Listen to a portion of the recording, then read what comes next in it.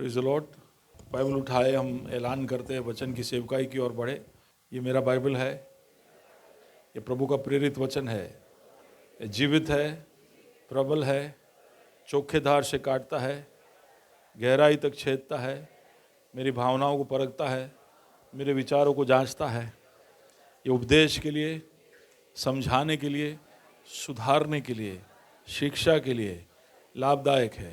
ये मेरे वार का हथियार है, मेरे बचाव का रहस्य है। ये मेरी राह के लिए दीपक है, मेरी राह के लिए उजाला है।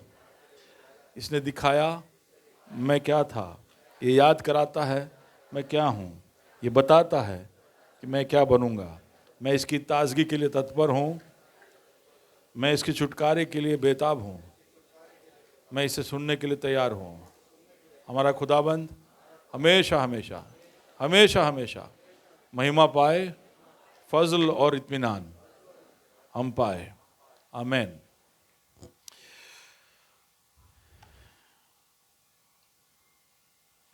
अंदरूनी भागों में मजबूत होने के विषय में हम देख रहे हैं। बहुत ही, पता नहीं आपको तो कैसा लग रहा है, पता नहीं, लेकिन बहुत ही दिलचस्प कुछ बातों को हम सीख रहे हैं। पिछले हफ्ते हमने सीखा कि किस तरह से इंतज़ार करना ज़रूरी है कि नहीं है। जो यहोवा के लिए इंतज़ार करते हैं वो यहोवा को अपने लिए काम करता हुआ पाते हैं, वो नया बल पाते हैं, वो पृथ्वी के अधिकारी ठहराते हैं। सारी बातें मैं याद नहीं कराऊंगा, लेकिन यहोवा की राह देखने में जो सामर्थ है और उसके साथ जुड़े हुए जो वादे हैं, उसके साथ जुड़े हुए प्रभु के वचन में जो बातें हैं, वो अद्भुत है। अगर आपने सुना नहीं है तो पिछले हफ्ते के रिकॉर्डिंग को हमारे यूट्यूब चैनल ग्रेस सेंट्रल पर आप सुन सकते हैं।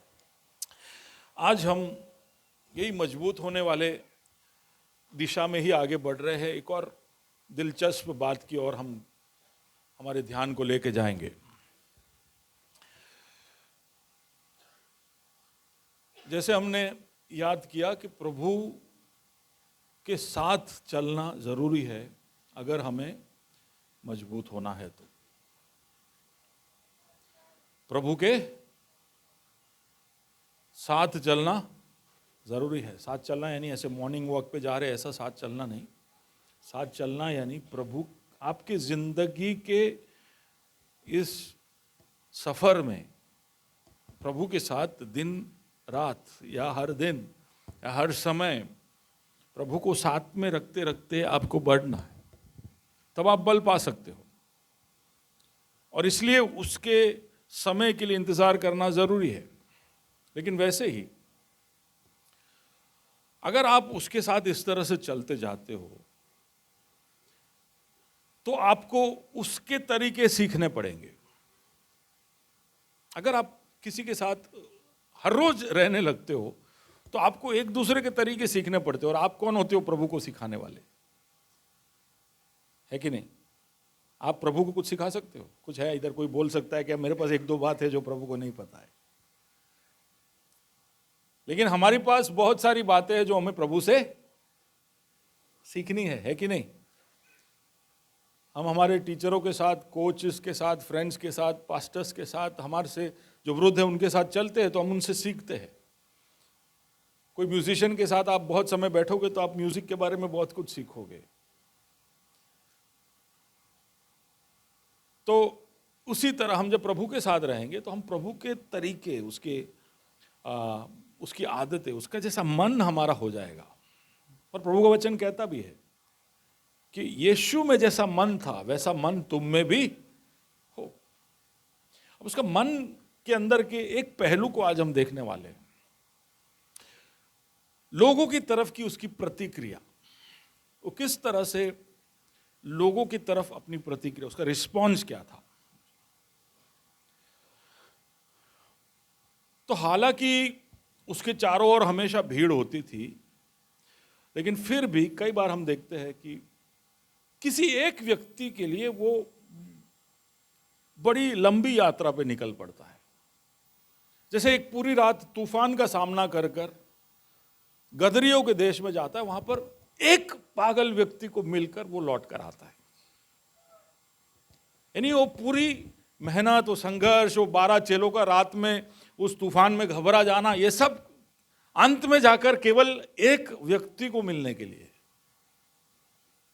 या एक बार, सिर्फ एक बार है जब यीशु इज़राइल से बाहर गया, वरना उसकी सेवका इज़राइल के अंदर थी। लेकिन एक बार वो एक फॉरेन ट्रिप पे गया और वो सीरिया में गया, और वहां पर एक साइरोफिनिशियन, एक लेडी उसको मिलती, औरत को मिलती है जिसकी बेटी बीमार थी, और उसको चंगा कर कर वो लौट कर आता है। और कुछ वहां पर उसने किया कर कर हमें नहीं पता। यह बड़ी कड़ी धूप में यात्रा कर कर जिस रास्ते से उसको जाना नहीं था उस रास्ते से वो निकलता है। जब उसको गलील की तरफ जाना था, यरूशलेम से गलील की तरफ जाना था, तो उसके लिए रास्ते थे, लेकिन वो एक लंबा रास्ता पकड़ता है, समरून से होकर जाता है। और हम जानते हैं वहां पर एक समरूनी औरत से मिलने के लिए दोपहर के समय में थक कर वह राह देखता है। तो एक व्यक्ति के लिए यीशु क्या कर सकता है, हम देख रहे हैं। यरीको शहर में गया। आजकल का जो लास वेगास है वैसा था उस समय का यरीको शहर। और यीशु केवल एक बार उस शहर में गया कर कर वर्णन है। और वहां पर किसके लिए गया था? किसके लिए गया था? आप लोग आपका बाइबल पढ़ते तो ये सब थोड़ा ध्यान रखिए कि यरीको क्यों गया था। क्या वहां पर वो जकी नाम के एक व्यक्ति के घर में रुकने के लिए गया था। तो यीशु ऐसे एक व्यक्ति के लिए सब काफी लंबी यात्रा करता है। बाजू वाले को बोलिए, ही स्ट्रेच्ड। स्ट्रेच समझते हो? Rubber band. मैं पूरा दिन स्ट्रेचिंग ही करते रहता हूँ कि मेरे कंपनी का नाम एबनेजर रबर है। तो मैं जो प्रोडक्ट बनाता हूँ उसे हमेशा स्ट्रेच वाले मोड में रहते हैं। रबर का हर आइटम स्ट्रेच होता है, स्ट्रेच है ना। प्रभु उसी तरह अपने आप को स्ट्रेच करता है, यानी उसको जो करना था उससे बढ़कर कुछ करना, उससे जो अपेक्षा की जाती थी उससे कुछ बढ़कर करना। ही स्ट्रेच्ड हिमसेल्फ। पर वही नहीं, जब भीड़ होती थी तभी भी वो अपने आप को स्ट्रेच करता था। ऐसा नहीं कि कोई अकेले व्यक्ति के लिए वो स्ट्रेच करता था। भीड़ होती थी तभी भी हम जानते हैं कि लोग रात को 11 बजे तक, उस समय में 11 बजे यानी आजकल के रात के 3 बजे, क्योंकि वो समय में 8 बजे, वो समय में नहीं, आज भी केरल में जाओ तो 8 बजे 9 बजे लोग सो जाते। कहाँ पे?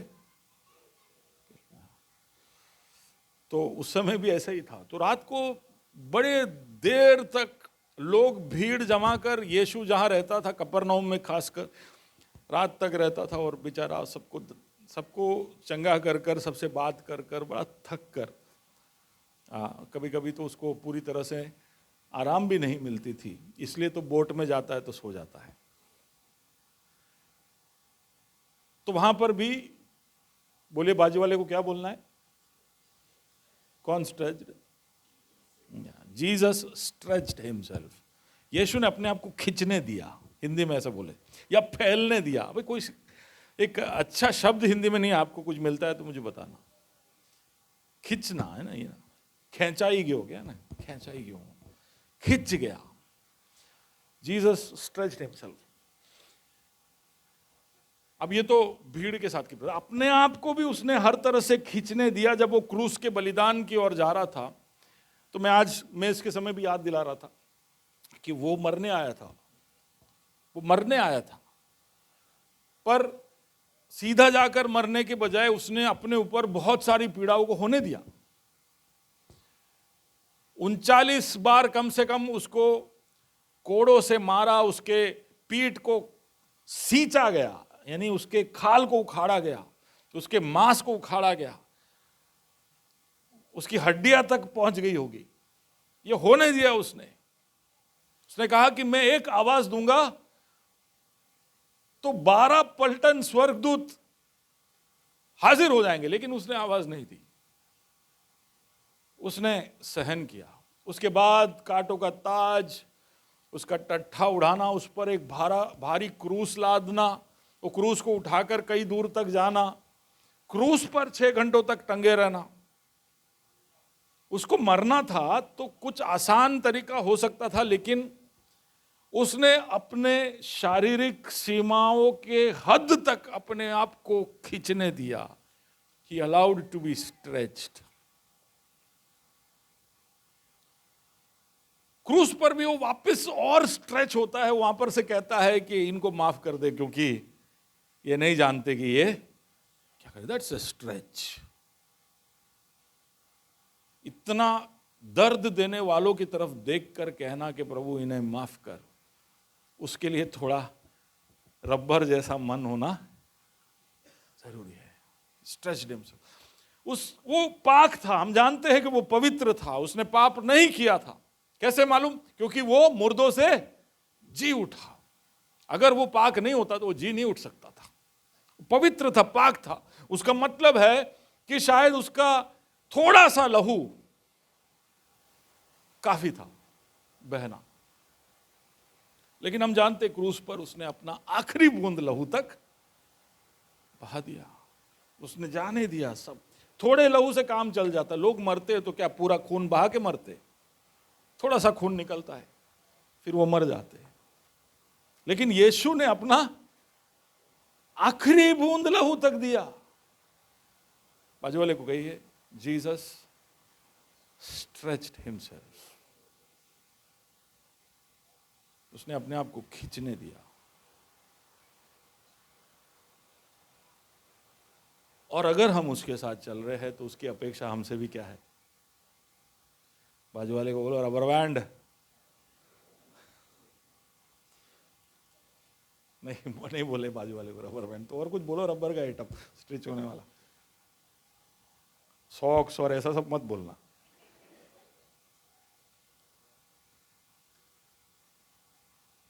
थोड़ा सा हाथ ऐसे करिए, एक अंगड़ाई लीजिए।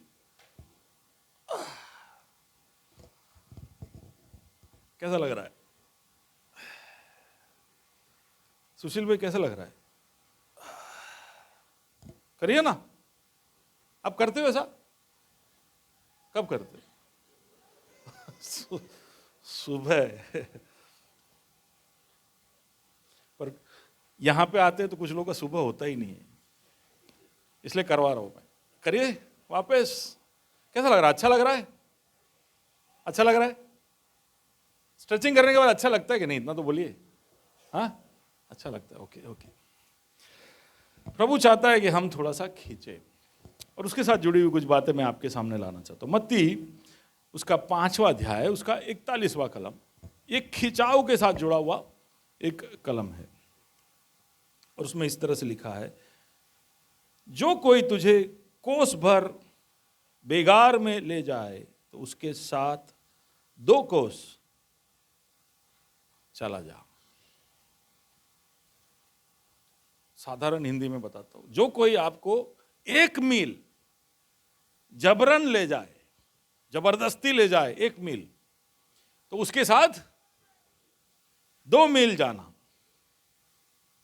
कौन बोल रहा है ये? कौन बोल रहा है? यीशु। हाँ, वापिस बोलिए, कोई आपको 1 मील ले जाए जबरन, तो कितने मील जाना है?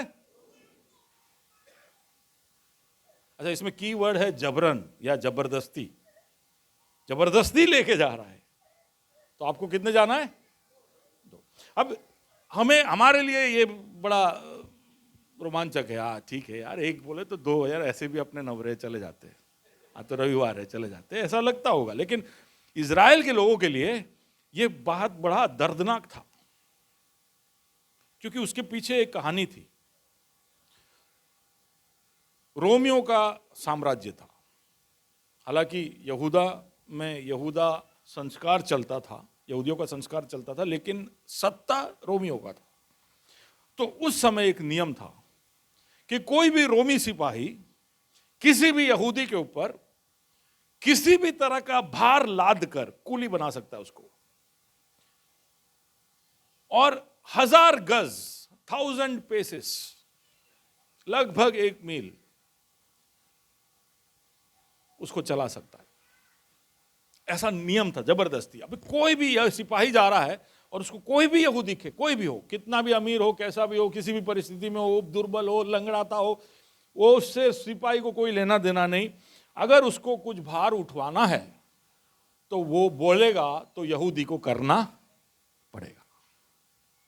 लेकिन वो नियम का एक कंडीशन ऐसा था कि सिर्फ 1000 गज तक ही उठवा सकता है, 1001 वो नहीं करवा सकता। ठीक है, आप वो मेरे साथ, 1 मील तक चला सकता है, उससे जाए तो गैर कानूनी हो जाता है। वो नहीं, यहूदी फिर उसको ये करने की जरूरत नहीं है, वो वहां पर वो सामान पटक कर वो अपने रास्ते जा सकता है। तो ऐसे एक परिस्थिति में यीशु कह रहा है कि अगर कोई तुम्हें 1 मील जबरदस्ती ले जाए तो तुम्हें कितना जाना है? यानी 1 मील के बाद आप आजाद हो गए, 1 मील के बाद आप फ्री हो गए, आपको अब कुछ करने की जरूरत नहीं, आप आपके रास्ते जा सकते हो। तो यीशु कहता है रुक जाना, वहां पर आप 2 मील जाना। आप सोचोगे क्या हो रहा है, कैसा क्यों है? यहूदियों के लिए ये बड़ा आश्चर्य होने वाला बात था, क्योंकि जब जबरदस्ती उन पर लादा जाता था तो उनके पास सिर्फ एक ही ऑप्शन होता था कि गुस्सा हो, क्रोधित हो, दुखी हो, हताश हो, यही सब वो हो सकते थे। तो 1 मील हो जाए तो यीशु कहता है कि जरा रुक जाना और तुम्हारे पीड़ा करने वाले से तुम क्या करना? बात करना, बात करना, उसकी तरफ देखना। बोले सर चलिए 1 और मील। यानी केवल बात नहीं करना है, उससे उसको ऑफर करना है कि सर लेट्स गो, थोड़ा और चलते हैं। तो सुनने वाले हैरान हो गए कि भाई ये क्या है, ये तू ये हमको इतना खींचने को क्यों कह रहा है? Why are you asking us to stretch so much? तो मैं आपको खाली वो पता चले इसलिए बताना चाहता हूं कि देखिए, पहला मील जो चलना था वो यहूदी के लिए अनिवार्य था। First mile was a necessity, उसके पास कोई ऑप्शन नहीं था, वो उसका ऑब्लिगेशन था, he had to do it, उसको करना ही पड़ता। लेकिन दूसरा मील वो अपनी मर्जी से करने वाला था। आगे ना 1000 गज के बाद अगर वो बोलता है कि सर मैं 1 और मील आने को तैयार हूं, तो अब वो जबरदस्ती नहीं कर रहा है, वो अपनी मर्जी से कर रहा है। ओके, जब पहला मील चलता तो कंट्रोल किसका होता? कंट्रोल किसका होता? सिपाही का, क्योंकि पहले मील में तो वो लीगली ऑथराइज्ड है ये करने के लिए। कोई जबरन 1 मील बोले तो कितना जाने का? सुन रहे हो ना आप लोग?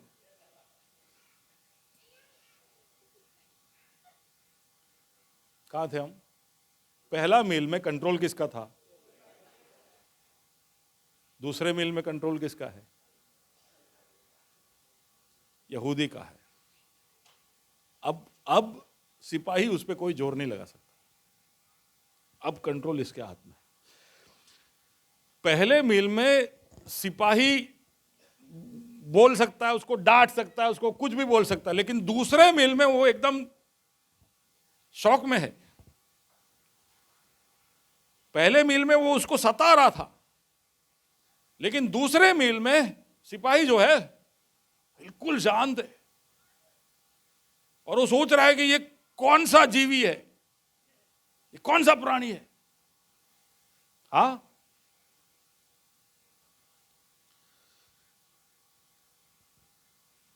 पहले मील में यहूदी कंप्लेन नहीं कर सकता था, दूसरे मील में सिपाही कंप्लेन नहीं कर सकता था। अब समझ रहे हो इधर क्या हो रहा है?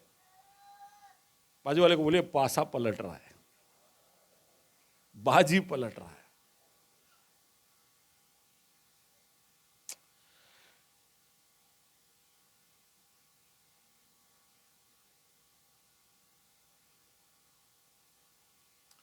इस भ्रष्ट संसार में अन्याय होगा, हमारे साथ गलत होगा, परेशानियां आएगी, तकलीफें आएगी, और पहले मील का अनुभव हमारे लिए अनिवार्य है।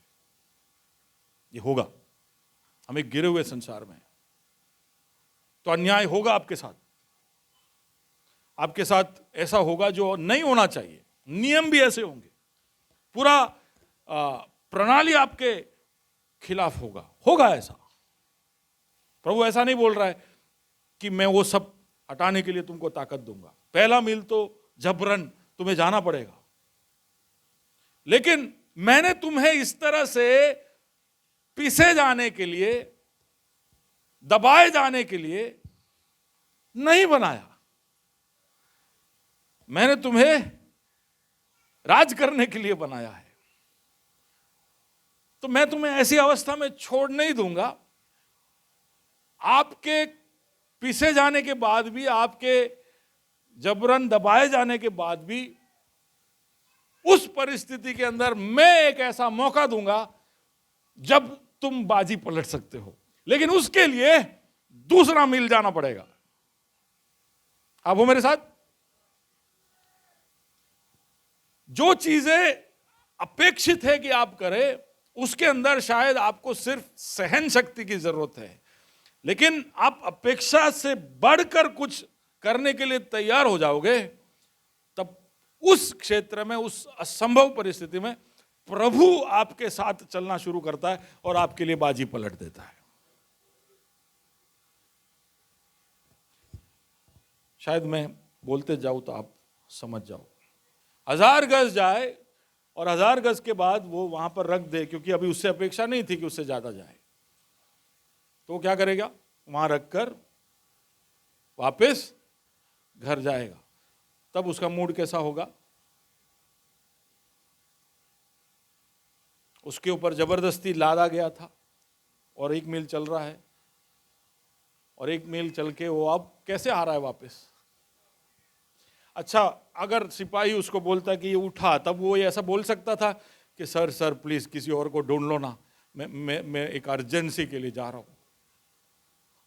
सर मैं आज थक गया हूं, आज 8 की जगह 10 घंटा ड्यूटी किया, मेरे टांटियां दुख रहा है।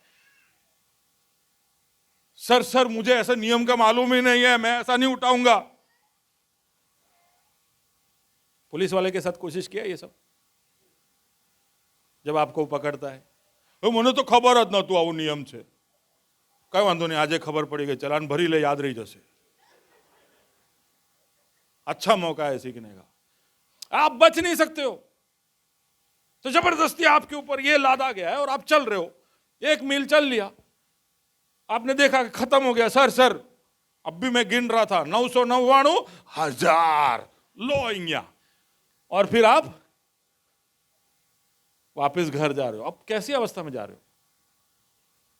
देखिए, ऑलरेडी आपको जाना था दक्षिण, आप चल पड़े उत्तर, यानी 1000 गज तो आप चले जबरन, लेकिन 2000 गज चलना पड़ेगा जबरन, क्योंकि 1000 गज वापस चलना पड़ेगा घर आने के लिए। और उस 1000 गज में अकेले अकेले वापस आ रहे हो आप। छह, कुछ तो करना पड़ेगा, आज का दिन बिगड़ गया, आज का मेरा स्केड्यूल बिगड़ गया, अब मूड मर गया, अरे यार दुखे, अलग अलग तरह के प्रतिक्रिया लेके वो वापस लौट के आता होता। लेकिन जो 2000 गज गया होगा, वो कैसे लौट के आया होगा? भले वो 2 किलोमीटर चल के आया होगा वापस, वो कैसे चल के आया होगा? क्योंकि उस दूसरे मील में उसने बाजी इस हद तक पलट दिया होगा, ऐसा यीशु का गारंटी है। आप सोचोगे कि ना ये जमाना बदल गया है सर, ऐसा नहीं। आप दूसरा बोलोगे तो बोलेगा तीसरा क्यों नहीं, चौथा क्यों नहीं? मैं बोलता हूं तीसरे चौथे के बारे में यीशु ने बोला नहीं है, तो शायद चलता भी रहना पड़े। लेकिन आप जब दूसरे मील के लिए अपने आप को खींचोगे, तो उस दूसरे मील में प्रभु आपके साथ आ जाता है। प्रभु चाहता है कि जैसे वो खींचता था आप भी खींच जाओ। आप हो मेरे साथ? बाजू वाले को बोलिए वापस, खींचना है। खींचना नहीं है, खींचना है, अपने खुद को खींचना है।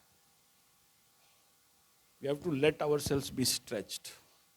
एक मील की अपेक्षा है तो दूसरा मील खींचना है। अब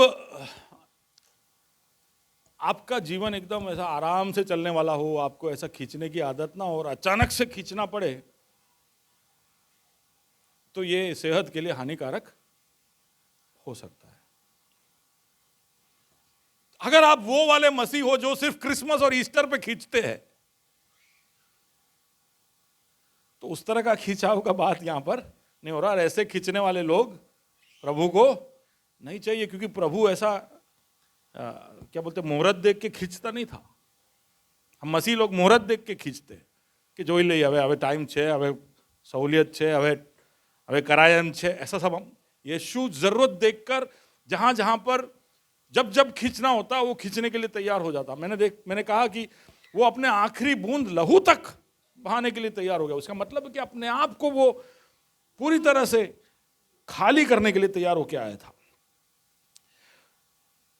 तो यीशु नहीं चाहता कि आप अचानक से ऐसे खींचो। तो आप उसके सारे सीखों को देखोगे, उसकी जो उसने बताया, उसके चेलों से उसकी जो अपेक्षा है, हर चीज के अंदर खिंचाव शामिल है। मैं आपको समझाता हूं कि आइए हम उस पहाड़ी उपदेश की ओर ही देखें, ठीक है? तो वहां पर जब हम पढ़ते हैं पहाड़ी उपदेश 21 से लेके नीचे 40-42 तक हम जब पढ़ते हैं, हम ब्लॉक ब्लॉक में पढ़ेंगे, हर कलम को नहीं पढ़ेंगे, मैं आपको बताते जाता हूं, उसके बीच उसका जो सार है मैं बताते जाऊंगा। मत्ती रचित सुसमाचार 5वां अध्याय उसका 21 से 26 हम जब देखते हैं, और उसके बाद जितने भी पैराग्राफ्स में आपको बताऊंगा, वो सब के शुरुआत में यीशु एक बात कहता है कि आपने सुना होगा, you have heard, it is been commanded. उसका मतलब है कि समाज के अंदर सबको मालूम है कि ऐसा होना चाहिए। आपने सुना होगा, यानी उसका मतलब है कि एवरीबडी एग्रीज, सबको मालूम है कि ये स्टैंडर्ड है, दिस इज द एक्सपेक्टेशन। यीशु कहता है आपने सुना होगा कि खून नहीं करना है, आपने सुना होगा खून नहीं करना है, और हम सब सहमत है कि कत्ल नहीं करना है, हम सब सहमत है। यीशु कहता है, अब सुनिए यीशु कैसे उसको खींचता है, हम जानते हैं कैसे खींचता है। वो कहता है कि तुम्हें सिर्फ कत्ल ना कर कर अपने आप को रोकना नहीं है, आपको किसी भाई के ऊपर क्रोधित भी नहीं होना है। स्ट्रेच, सिर्फ गुस्सा नहीं, क्रोध भी नहीं दिखाना है, और क्रोधित होकर अनाप शनाप भी नहीं बकना है। आप पढ़ के देख लेना कि वहां पर क्या क्या लिखा है। आप क्रोध नहीं कर सकते। खींच रहा है हमको, यू हैव टू स्ट्रेच। क्रोध आए तो रुक जाओ, शब्द आए तो रुक जाओ। फिर वो कहता है कि तुम्हारे भाइयों में झगड़ा तुमने अलाउ किया है। तुम्हारा सब जानते हैं कि खून नहीं करना है, कत्ल नहीं करना है, लेकिन भाई झगड़े करते रहते हैं। झगड़े, कत्ल का किया है, खून का किया है, पर झगड़ा अलाउड है कि नहीं? सब हाँ बोल रहे। झगड़ा अलाउड है अबिगेल? अलाउड था, क्योंकि नियम क्या था? नियम क्या था? खून नहीं करना है। यानी खून करने से पहले तक जो कुछ भी कर सकते हैं सब अलाउड है। मार मार के कचुंबर, मारने का नहीं। तो झगड़ते थे खूब। यीशु ने कहा देखो, तुम आराधना करने आओ, तुम आराधना करने आओ, और तुम्हें याद आए कि कोई भाई के साथ तुम्हारा झगड़ा है, तो क्या करना है? आराधना स्टॉप करना है। प्रभु बोलता है मैं वहीं रुक जाऊंगा। तू अगर वेदी पे आया, यानी ऑलरेडी पोजीशन हो चुका है, हॉल का एसी चालू हो चुका है, आराधना का पहला कॉर्ड बज चुका है और वर्शिप लीडर पहला गाना गाने के लिए पूरा राउस कर रहा है अपने आप को, और अचानक से उसको याद आता है मेरा भाई मेरे खिलाफ है। तो बाकी सब बजाते रहेंगे, वो गिटार वहीं रखेगा, हम सब राह देखेंगे, वो जाके सुलह करेगा। प्रभु भी बोलता है हूं भी वेट करूं छू। आप हो मेरे साथ? कौन बोल रहा है ये? प्रभु यीशु बोल रहा है कि तेरे भाई के साथ झगड़ा है तो तेरा आराधना मुझे नहीं चाहिए। स्ट्रेच, झगड़ा है तो जाके सुलह कर। क्या बोलता है प्रभु, कैसा आदमी है तेरे को मालूम? स्ट्रेच, जा सुलह कर।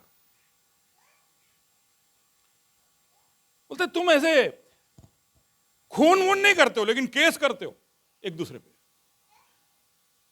लिखा है वहां पे, बाइबल में लिखा है, तुम लोग एक दूसरे पे केस करते हो, लिटिगेशन, कि पैसा दिया नहीं, पैसा लिया नहीं। लगभग यही पैसे को लेके होता है, नहीं तो जमीन को लेके वही पैसा ही हुआ आखिर में। तो एक दूसरे पे केस करते हो। प्रभु बोलता है केस के लिए तुम जाते हो कोर्ट में, वो मिल जाए तो उसको रोकना, बोलना चलने सेटलमेंट कर ही लिए, केस वेस में लड़ने नहीं जाना।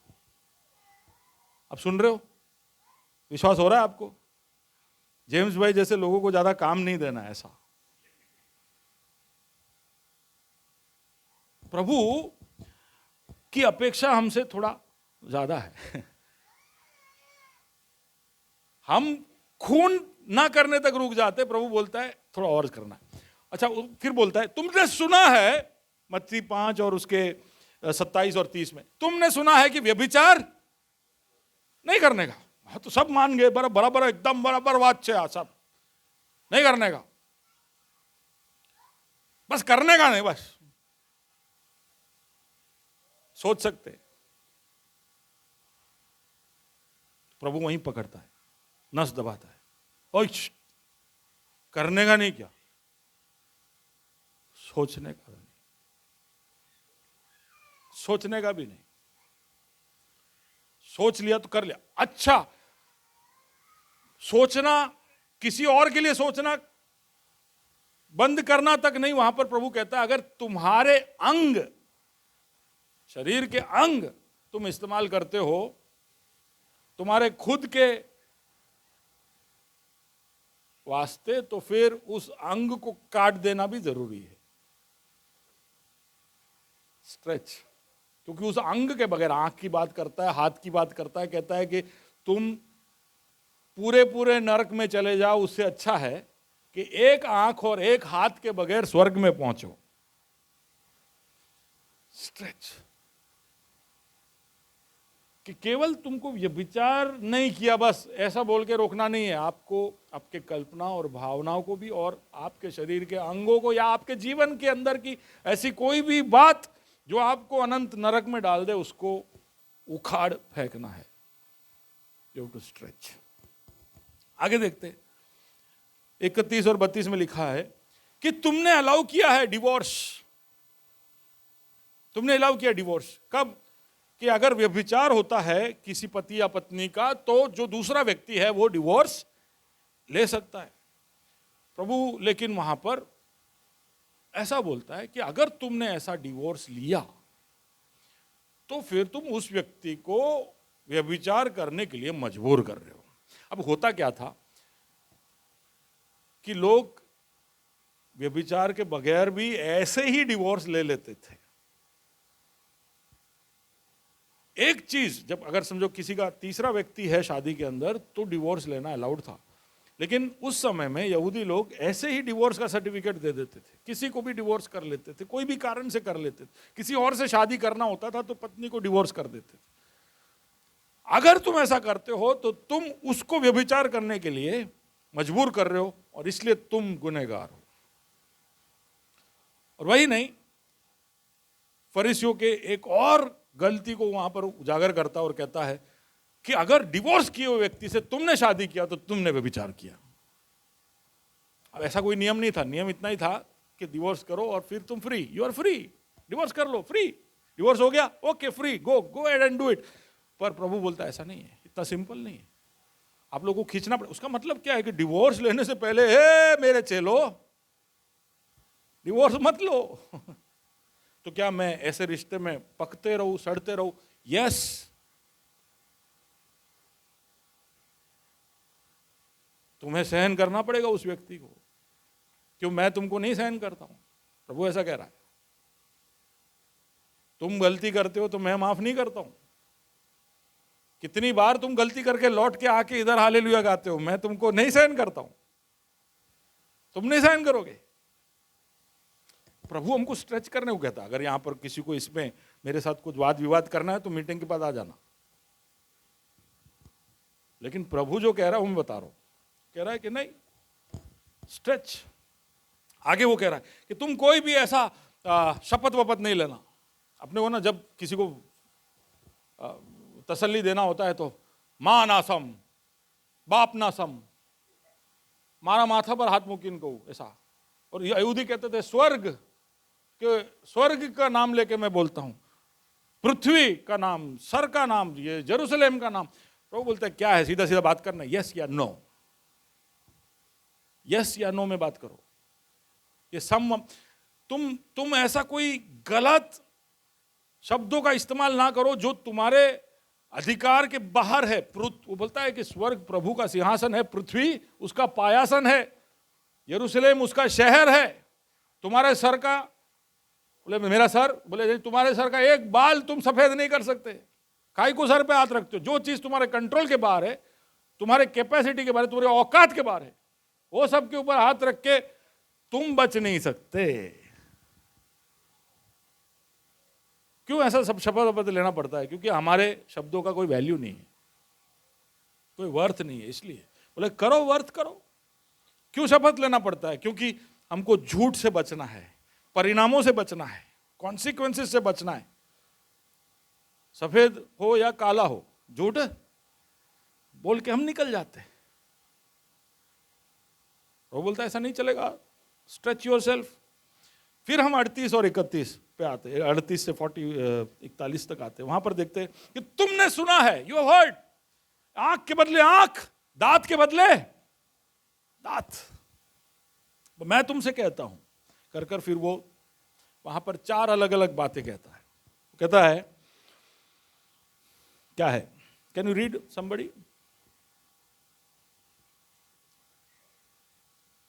What is the first one? कि एक गाल पर कोई चाटा मारे, ये तो सबको पता होना चाहिए। आपको पता था? ये बाइबल में लिखा है, एक्सपेरिमेंट्स विद द ट्रूथ में नहीं है, बाइबल में लिखा है। एक गाल पर जो मारे तो दूजा गाल भी दे दो। फिर लिखा है कि कोई तुम्हें अपने कोट के वास्ते तुमसे केस करे तो कोट ही नहीं, उसको तुम्हारा शर्ट भी उतार के। कोई तुमसे तुम्हारा कोट मांगे, कोई मांगना नहीं मुझसे आज, फिर भी शर्ट भी निकाल के दूंगा, यहां से मेरा एग्जिट बहुत खराब होगा।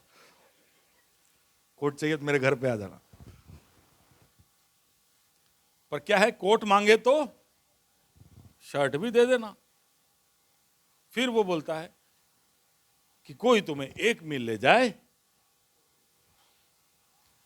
अच्छा, कोई तुमसे पैसा मांगे तो मुंह नहीं मोड़ना, कोई तुमसे उधार मांगे तो दे देना। बाजूवाले को बोलिए આ બધું બહુ વધારે સ્ટ્રેચ થાય છે। હવે मैं नहीं बोल रहा हूं, कौन बोल रहा है? यीशु बोल रहा है। देखिए, उसने उसके सारे सीख के अंदर ऐसी बातें रखी है जो हमें मजबूर करता है कि हम एक खिंची हुई अवस्था में रहे, हम एक कंफर्ट जोन में नहीं रहे, हम हमेशा खिंचते रहे।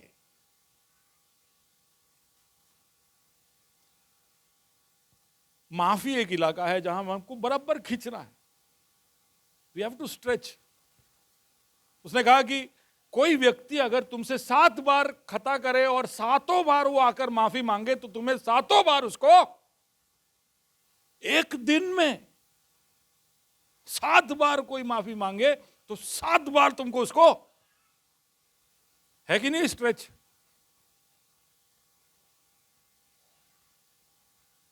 अगर कोई तुम्हें माफी मांगे तो पतरस ने पूछा कितनी बार माफ करना चाहिए? तो उसने कहा 70 गुना 7 बार माफ करना चाहिए। हम सब फिर मल्टीप्लिकेशन करके बैठते हैं 490, ऐसा मल्टीप्लाई करने के लिए नहीं बोला है, बोला माफ करते ही रहना है। तुम्हारे पास पैसा हो या ना हो, ताकत हो या ना हो, समय हो या ना हो, माफी फुल रहना चाहिए। माफी, बाजू वाले को बोलो मैं माफ करूंगा तेरे को। देखो नहीं बोल रहा है कोई एक दूसरे को, मैं माफ करूंगा, बोलो ना, अरे बोलना। वो अनिल को तो बोल यार, वो रोएगा नहीं तो। माफ करना है कितनी बार? देखो माफी में कैसा है कि माफी में अनकंडीशनल माफी है। हम कई बार माफ कर देते लोगों को, लेकिन फिर उसको स्टोर भी करके रखते, और फिर अगली बार जब राइट टाइम आता है तो उठाते उसको, बोले ये तो वही इश्यू है जो माफ किया था। बोले तो શું થઈ ગયું? મને याद છે, ये मेरा काली का इक्का है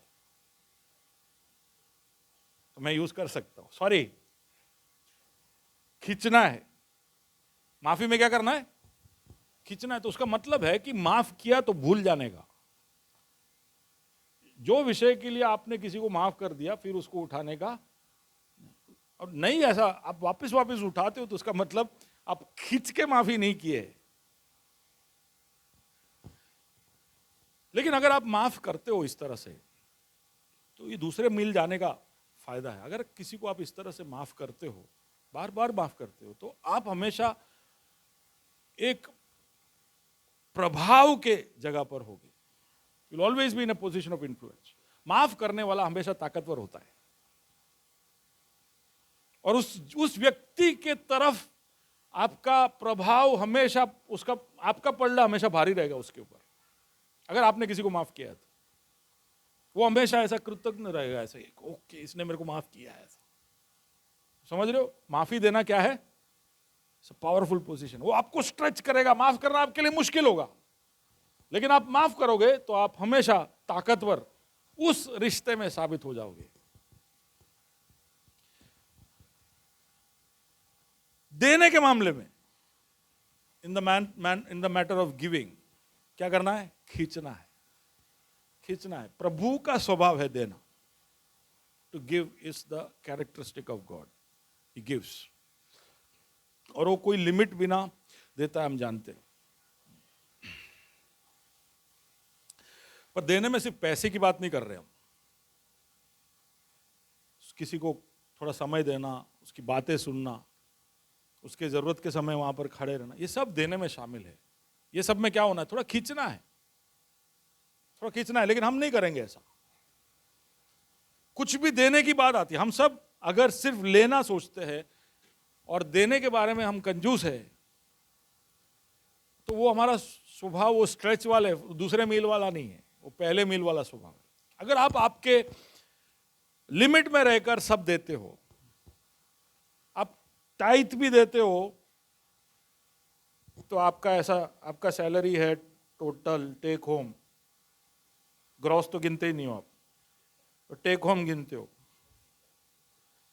तो कोई बात नहीं, टेक होम आप, क्योंकि प्रभु ने नए नियम में ऐसा कोई रखा नहीं है, इसलिए आप ऐसा मत सोचना पास्टर है कीधु जगह ग्रॉस पर करवाना चाहिए, ऐसा नहीं है। टेक होम पे करते हो, कोई बात नहीं, वो आपको मालूम है। तो टेक होम में आया बोले 45,753, आप उसका टाइट निकालते हो 5,000, हाँ 4,500 ने 37 ने 50 पैसा, या जो भी था वो 30 पैसा, और आप चेक इश्यू करते हो या राउंड ऑफ कर देते हो आपके पे, लेट्स राउंड ऑफ, तो आप क्या हो? आप पहले मील वाले हो, आप पहले मील वाले हो। वो 10 रुपया राउंड ऑफ करने में भी आपको दुख रहा है।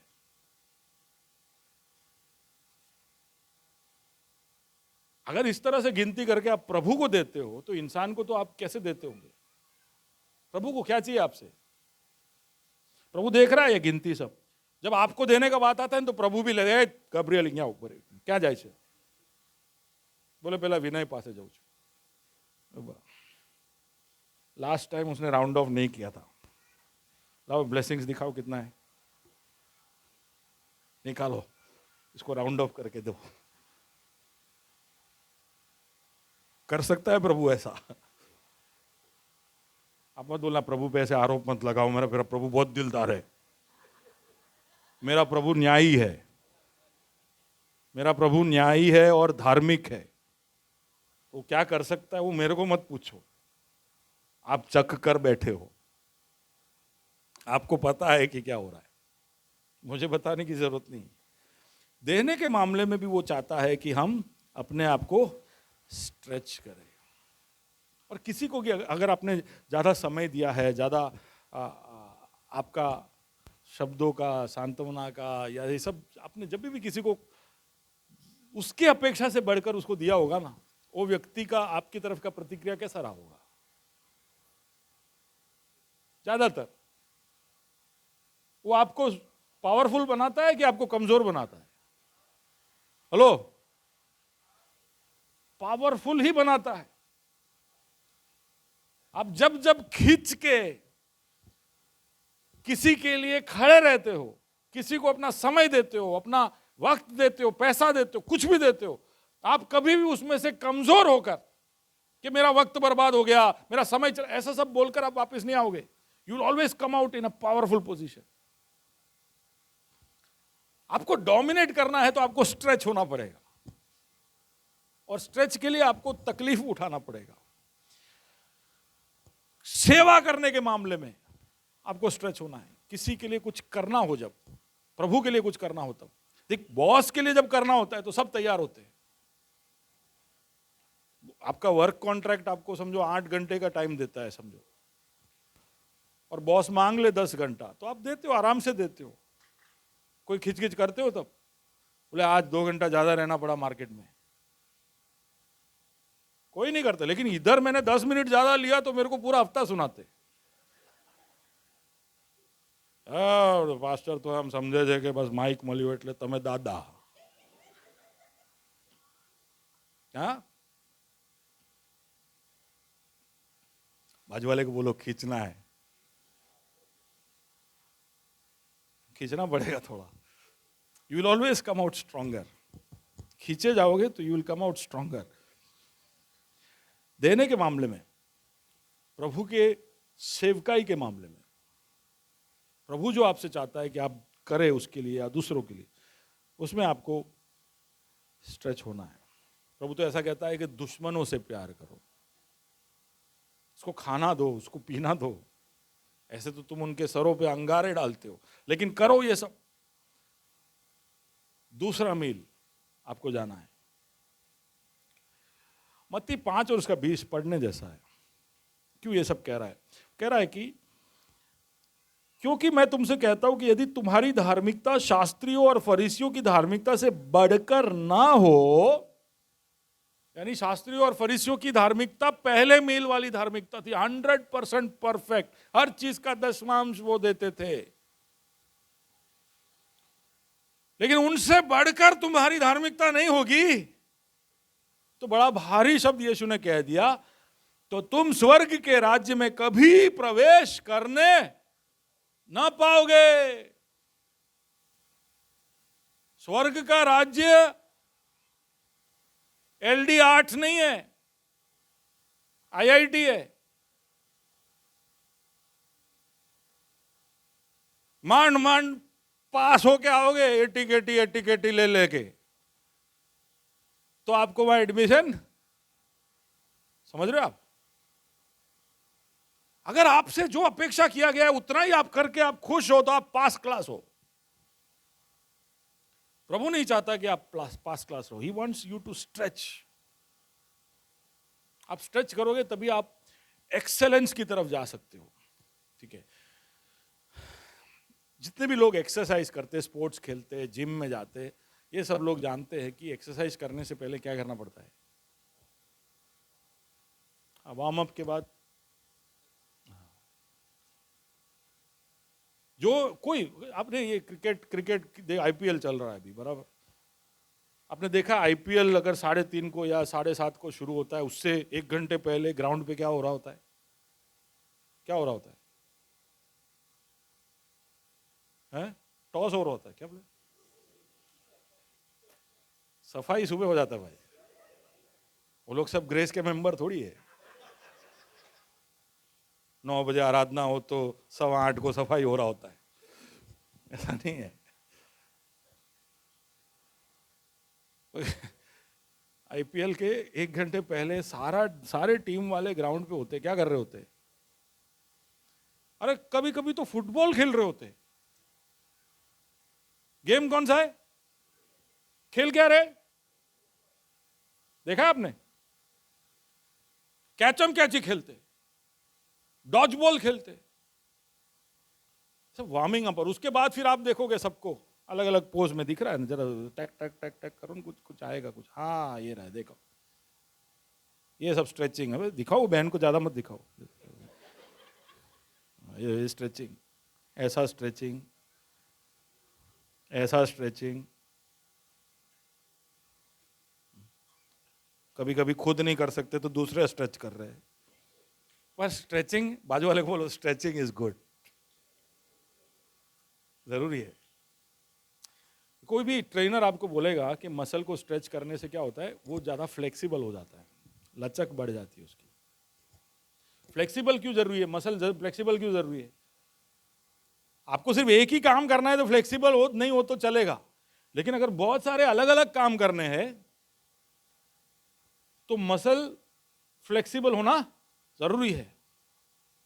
तो अगर आपका मसल फ्लेक्सिबल होगा तो आप बहुत कुछ कर पाओगे, बहुत सारी चीजें कर पाओगे, और आपको तब आउच नहीं होगा। दूसरा कि स्ट्रेचिंग करने से मसल में ताकत बढ़ती है। पूरा दिन आराम करके या आप कहीं से आते हो, थोड़ा सा फ्लेक्सिंग स्ट्रेचिंग सब कर देते हो तो मसल तैयार हो जाता है काम करने के लिए। और बार बार निरंतर स्ट्रेचिंग करते रहने से मजबूत हो जाता है मसल।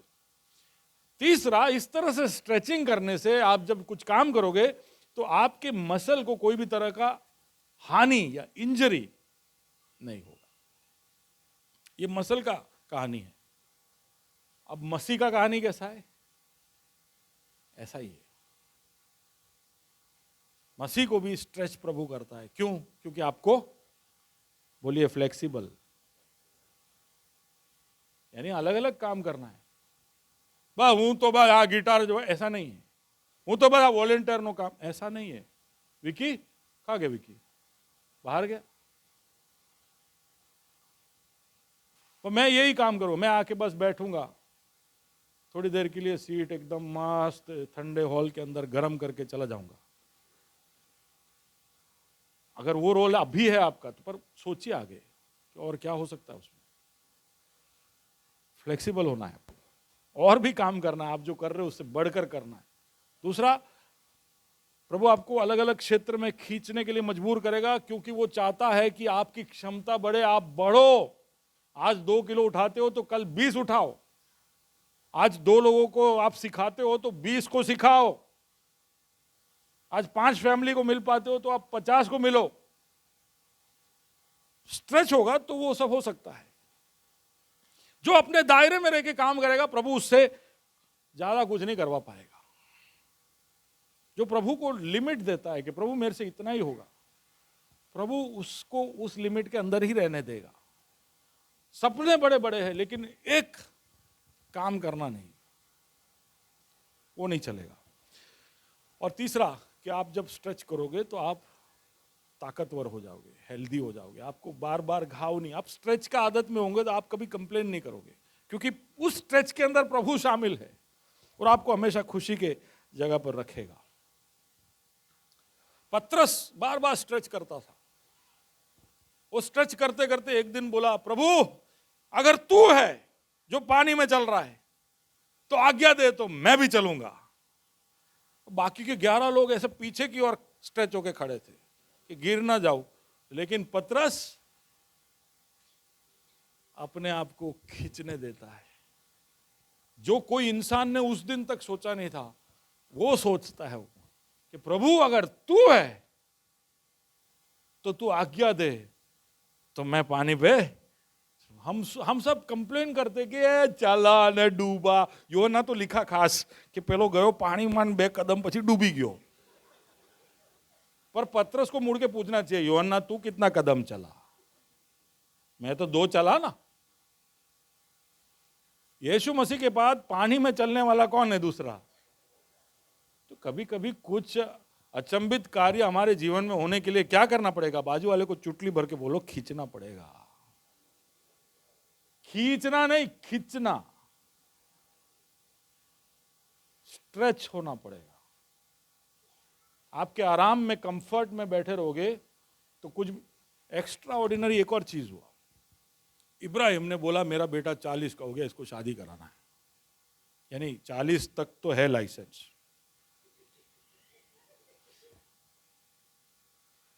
बोले कि मेरे को मेरे रिश्तेदारों में से कोई लड़की ढूंढ के लेके आओ। अपने दास एलियाजर को भेजते। एलियाजर वहां जाकर कंफ्यूज हो जाता है, बोलते कि मैं कैसे ढूंढूं यार, इधर तो सब इतनी सारी लड़कियां हैं, उसमें एक दिखी। बोले कि प्रभु अगर ये मुझे पानी पिलाए और मेरे ऊंट को भी पिलाए तो मैं समझूंगा कि ये प्रभु तेरी ओर से है। लाबान की बहन रेबेका वहां पर पानी लेने आती है, वहां पर वो बोलती है कि स्वामी मैं आपको पानी देती हूँ और मैं आपके ऊंट को भी। कौन आपके घर पे मेहमान आता है तो आप पूछते हो ऊंट ऊंट लाया सो किस? कहने का मतलब ड्राइवर का ध्यान रखते हो क्या?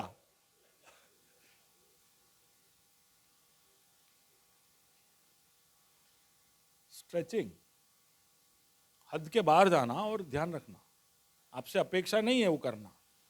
कौन बोलता है ऊंट को पिलाओ? रेबेका बोलती मैं पिलाऊंगी आपके ऊँटों को। वहां लिखा, और ऊंट कितना पीता है पानी मालूम है? और कोई मोटर थोड़ी दबाने का था, कुएं में से खींचने का था। गुजरात में तो बोल तारा बापा पैसा आप्या मैंने क्या काढ़ू, ऐसा कुछ नहीं बोला। बेचारे कितने ऊँटों को, जब तक ऊँट बोले बंद तब तक रेबेका ने पानी। स्ट्रेचिंग। अब हो मेरे साथ, आप सोच के देखिए अगर हमारे अंदर सबके सब दूसरे मील वाले मसीह होंगे जो स्ट्रेच करते अपने आप, सब ऐसे होंगे कि भाई आपको क्या जरूरत है, हम सब एक दूसरे के लिए एक स्ट्रेच हो रहे, तो कैसा? चलो ये चर्च छोड़िए, आप आपके घर पे सोचिए। घर में अगर आप 5-6 लोग हो, आप एक दूसरे के लिए सेकेंड माइल क्रिश्चियंस हो, तो आपका घर कैसा होगा? जोरदार सिंसी। तो एक्सपेक्ट कर रहे हैं कि जिनिल सेकेंड माइल क्रिश्चियन बने, घर का काम कर ले, बच्चे को सब देख ले, ये लिख रहे, पर आपको भी करने का सेकेंड माइल क्रिश्चियन। कभी कभी बोलने का कि जिनिल आज छोड़ दो ऑफिस तेरे को। If we are like that, क्या हो जाएगा? घर का माहौल टोटली चेंजेस। वही कलीसिया में सोचिए, हम एक दूसरे के लिए दूसरा मील तक जाने वाले होंगे, पूरा माहौल बदल जाए। अगर ऐसा नहीं है, कुड़कुड़ाते रहते लोग, मरमरिंग चल रहा है, इधर ये हो रहा है, इधर वो हो रहा है, उसका मतलब वो कौन है वो जो बोलता है? या चलो उसको छोड़िए, हमको जज नहीं करना है। अगर कुड़कुड़ानापन हो रहा है, अगर लोग कलीसिया में आके दुखी है, तो उसका मतलब वहां पर पहले मील वाले मसीह लोग हैं काफी। कुछ गलत नहीं हो रहा है, सब सही है, चर्च एकदम सही है, सब पहले मील वाले, धार्मिकता को पूरा करने वाले। जितना मेरे से रिक्वायर्ड है मैं करता हूं, उससे एक ज्यादा नहीं करता हूं। प्रभु बोलता नहीं, अगर आपको अंदरूनी मनुष्यत्व में बल पाना है तो जैसा मैं हूं वैसा तुम्हें, और मैं कैसा हूं, मैं स्ट्रेच करता था अपने आप को, खींचता था, खींचने देता था, फैल जाता था मैं। और आपसे भी वही अपेक्षा है। हाँ, ऐसा करेंगे तो लोग बोलेंगे, बाजू में जो बैठे हैं वो बोलेंगे बड़ा डेढ़ साणा, ओवर स्मार्ट, पास्टर का चमचा, सब बोलेंगे कि इतना सब करने की क्या जरूरत है, एक्सपेक्टेशन बढ़ जाता है, हम क्या, हमारे ऊपर लोड आ जाता है, चुपचाप जितना है इतना करेगा तो सबके ऊपर लोड इक्वल रहेगा ना। लोग मजाक उड़ा सकते हैं, पीपल में मॉक यू। या दूसरा मील चलना, जैसे मैंने पहले कहा ना कि तीसरा मील नहीं है, चौथा मील नहीं है, इसलिए कई बार दूसरा मील जाना एक मिस्टेक हो सकता है, ऐसा लग सकता है कि यार वो गलती किया मैंने, वो डायो थवा गयो अन खेचाई गयो, अच्छा बनने गया और ये तो खिंच गया। मैं ना, बोलते ना ऊट ऊट टेंट में घुसा था ना, ऊट को बहुत ठंडी लग रही थी तो पहले सर आने दिया, धीरे धीरे ऊट आ गया टेंट में, होता है ऐसा। लेकिन ये ऊट थोड़ी है, हमको मसीह बोल रहा है कि दूसरा मिल जाना। हम आज्ञा पालनता में दूसरा मिल जाएंगे तो प्रभु कभी भी हमें नुकसान में आने नहीं देगा। क्योंकि देखिए, जब आप स्ट्रेच करते हो आप एक कॉम्प्रोमाइज पोजीशन में होते हो, कि नहीं, जस्ट गो डाउन शो। देखिए, कोई भी स्ट्रेचिंग पोजीशन आप पकड़ लो, अगर समझ लो आप ऐसे स्ट्रेच हो रहे हो, यानी आप उस पोजीशन के लिए कमिटेड हो गए, अब आप दूसरा कुछ नहीं कर सकते, यानी आपका बाकी सारा एक्टिविटी कॉम्प्रोमाइज्ड, आपके मसल सब अब ये स्ट्रेच में पूरे इन्वॉल्व है, यानी कहीं ना कहीं ये कमिटमेंट भी हमारे अंदर पैदा करता है, प्रतिबद्ध कैसे होना। लेकिन एक अपॉर्चुनिटी कॉस्ट है कि आपने जैसे स्ट्रेच किया आपके बाकी सारे काम रुक गए, इसलिए आपको ये लग सकता है कि बहुत स्ट्रेच नहीं होने का, क्योंकि अपने को नुकसान होता है, हम ज्यादा कमिटेड हो जाते, उसमें खींच जाते।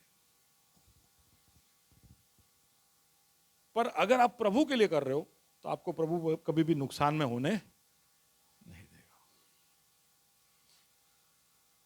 तो करना क्या है, you have to be a second mile Christian, दूसरे मील वाला बनना है। अगर प्रभु के साथ आप चलना चाहते हो तो आपको खींचना पड़ेगा, you have to stretch yourself, और बार बार खींचना पड़ेगा, क्योंकि आपको फ्लेक्सिबल रहना है, आपको स्ट्रांग रहना है, आपको हेल्दी रहना है। तो तभी हो सकता है जब आप अपने लिमिट के बार बार जाओगे। अब हो मेरे साथ, कौन खींचने के लिए तैयार है, कि मैं खींचने के लिए तैयार हूं। देखो, आपने इतना सब तैयारी दिखाया तो भी मैं प्रचार अभी खत्म कर दिया। अगर आप सच में दिल से ग्रहण करते हो कि बात तो सही है, मैं हमेशा मेरे दायरों में रह के प्रभु के लिए काम करती हूँ, गिनती कर करके करती हूँ, तो आपको मैं चैलेंज करता हूँ, चुनौती देता हूँ कि एक लिमिट के बाहर स्ट्रेच होने वाले एक पोजीशन में आकर प्रभु के लिए आप कार्य करिए, और फिर देखिए कि कैसे प्रभु आपको आपके हार के परिस्थिति में भी एक विक्टिम की जगह विक्टर बना के आपको छोड़ेगा। Only if you are ready to stretch, दूसरा मील में ही वो हो सकता है। आइए आंखें बंद करें और एक क्षण हम खुद को परखें, कहे प्रभु से कि प्रभु मेरी मदद करना। कई बार जब मेरे जीवन में परिस्थितियां आती है तो मैं पहले मील भी कैसे भी करके पूरा हो जाए करके रोती हूँ या रोता हूँ। एक मील भी मेरे लिए पूरा करना कई बार मुश्किल हो जाता है, क्योंकि जो मुझ पर लादा गया भार है मेरी इच्छा के विरुद्ध, वो बहुत भारी है। इस भार की वजह से मेरे बहुत सारी दूसरे अरमान, सपने, मेरे इरादे सब बिगड़े हैं। तो मुझे अच्छा ही नहीं लगता है जब मुझ पर इस तरह से भार लादा जाता है। लेकिन आज मैंने सीखा प्रभु जी कि अगर इस तरह से भार मुझ पर आता है तो मुझे उस पहले मील के खत्म होने तक राह देखकर दूसरे मील के लिए अपने मन को तैयार करना है, क्योंकि इस दूसरे मील वाले अनुभव में हमारे लिए एक विजय तूने ठहरा कर रखा है। You have ordained victory in the place of defeat, in the place of trouble.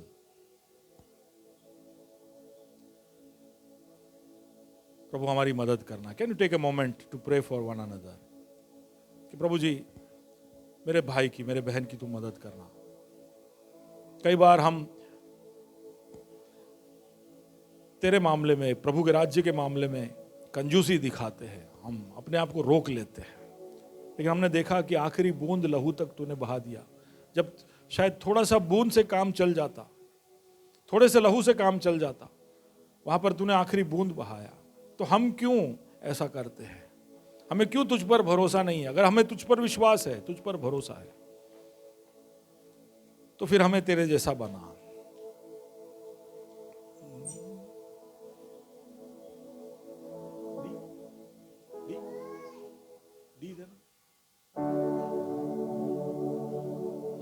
एक गीत है जो ये संदेश को आपके मन में एक और बार लेकर आएगा, वही बातें।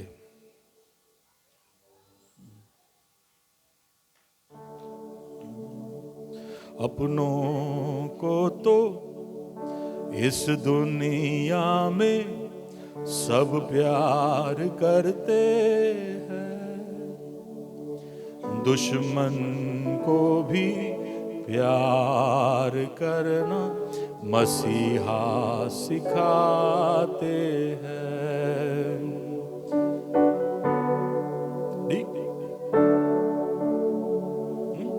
कौन सा?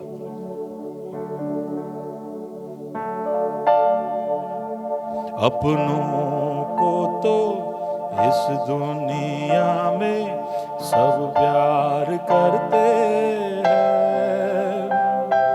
दुश्मन को भी प्यार करना मसीहा सिखाते हैं।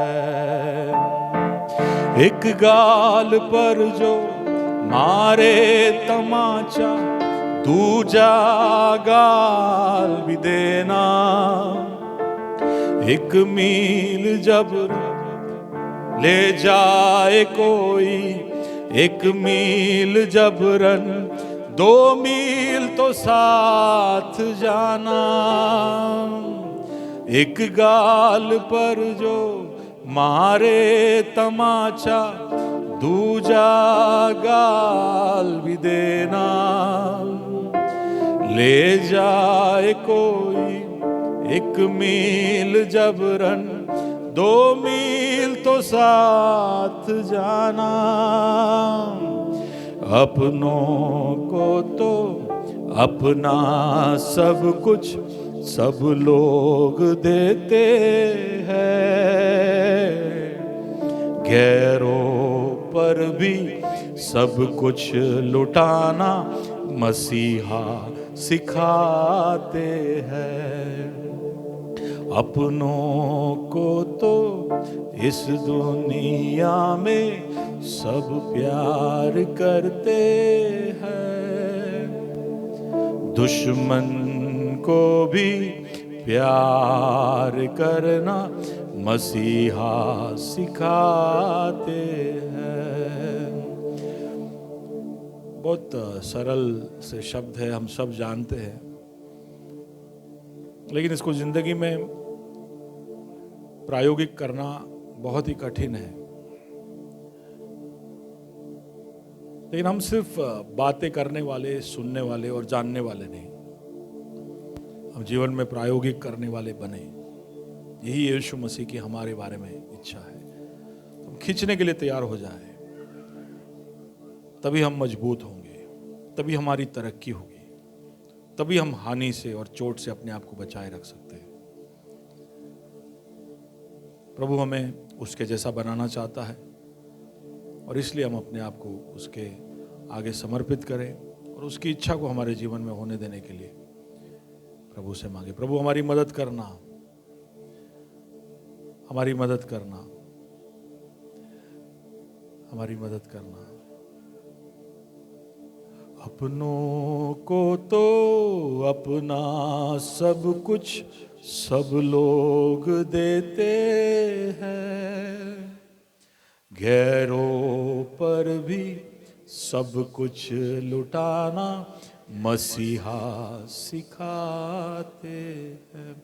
तुझसे हम सीखे और उसको हमारे जीवन में अमल में लाए, उसके लिए हम सबको तेरे हाथों में सौंपते प्रभु जी। वचन के अलग अलग पहलू उनके दिलों में कार्य करें, उनके मनों से बात करें और तेरी इच्छा के लिए हम सबको तैयार करें। प्रार्थना सुना इसके लिए धन्यवाद, यीशु के नाम से, आमीन।